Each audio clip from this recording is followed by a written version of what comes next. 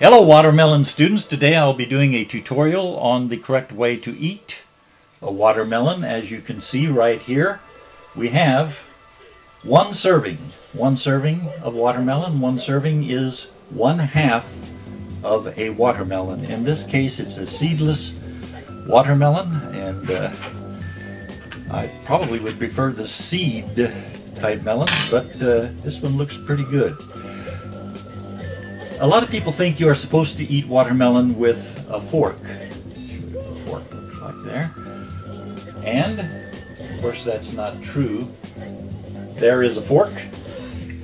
And the fork cartel many years ago sort of brainwashed people into thinking you're supposed to eat a watermelon with a fork, just in an attempt to sell forks. But the correct way to eat a watermelon is with a spoon. This is what a spoon looks like.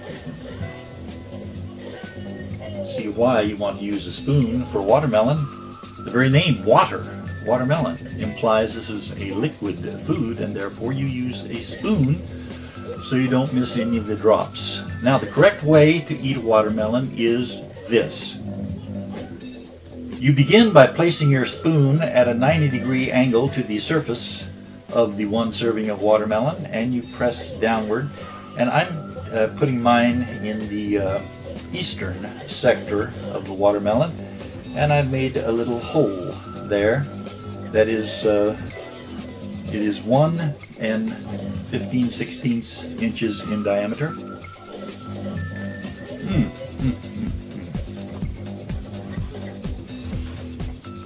And I continue to dig into that hole, keeping it very, very carefully measured at 1 15/16 inches diameter. This is good. This is very good watermelon.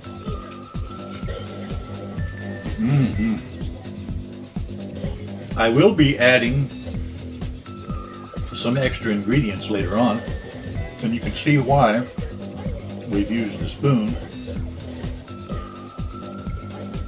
We're getting a lot of good watermelon juice there. Now we have completed our partial tunnel.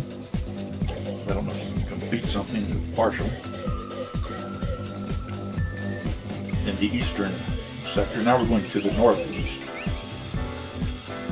We're going to place a similar size 1 15/16 inches diameter hole, which will become a tunnel.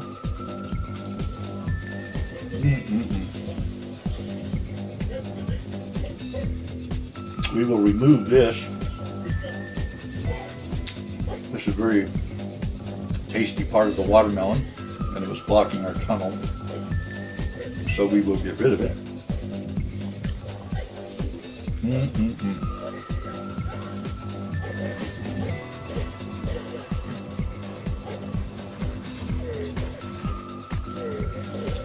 We're going to continue with our tunnel.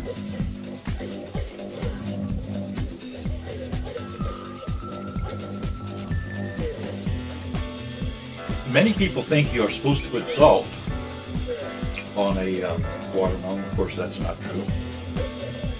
Salt would take away from the sweet taste, so don't fall for that one.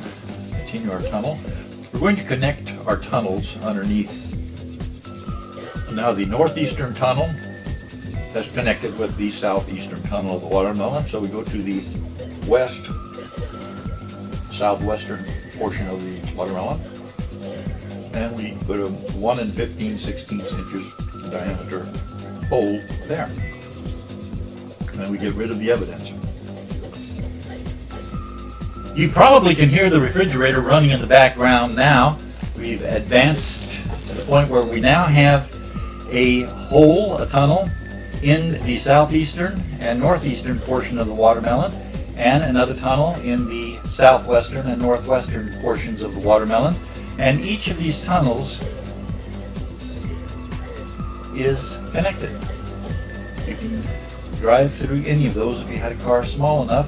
But what we will do right now is we will introduce one of our secret ingredients, And that secret ingredient is marshmallows. This is the reason we made the holes exactly 1 15/16 inches diameter, so that we can take the marshmallow and drop it into the hole. I'll put one in each hole.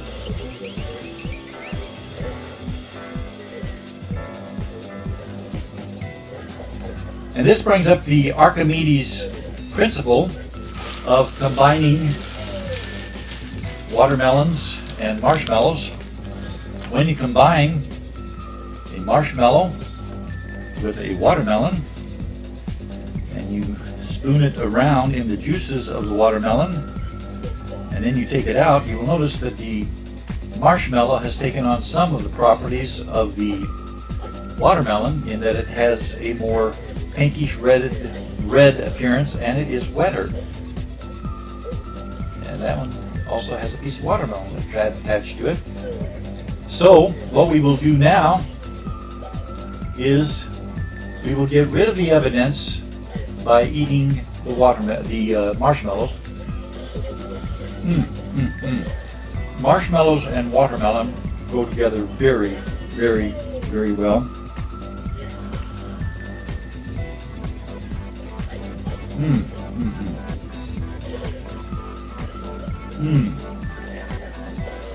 This is quite good. Marshmallow with some watermelon juice on it. But I could use roasted marshmallows. Be sure when you slice a watermelon, have an adult do that. And if you roast marshmallows, have an adult do that. That way,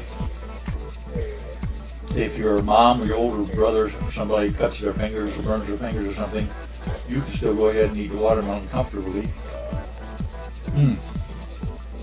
This one. Take it out here. Very, very good. And we will eat some more of the watermelon and then add another secret ingredient. All right, it is a couple of minutes later and we've devoured most of the watermelon. Instead of a little bit of juice down at the bottom, we'll place in some sorbent marshmallows there, and then we will add our final secret ingredient, which is peanut butter. Peanut butter. Peanut butter goes very well with watermelon. And what I'm going to do is get the marshmallows quite covered with watermelon juice here.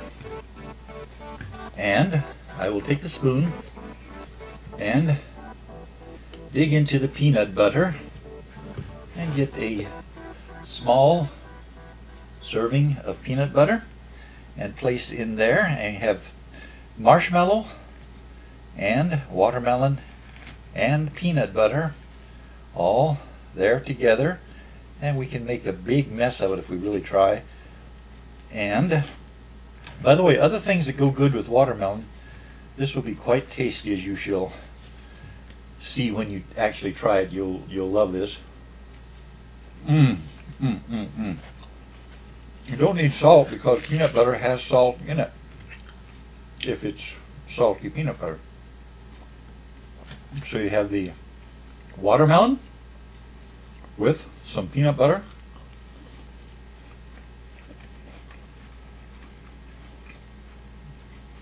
And here's watermelon, peanut butter, and marshmallow together. And other things that go good, other foods that go good with watermelon. If you are eating a watermelon and you're very, very hot and the watermelon alone doesn't quench your thirst, what beverage goes with watermelon? The correct answer is chocolate milk. You probably guessed that. You also can add ice cream to watermelon. You can add whipped cream to watermelon. It's all quite good. Happy eating, watermelon students.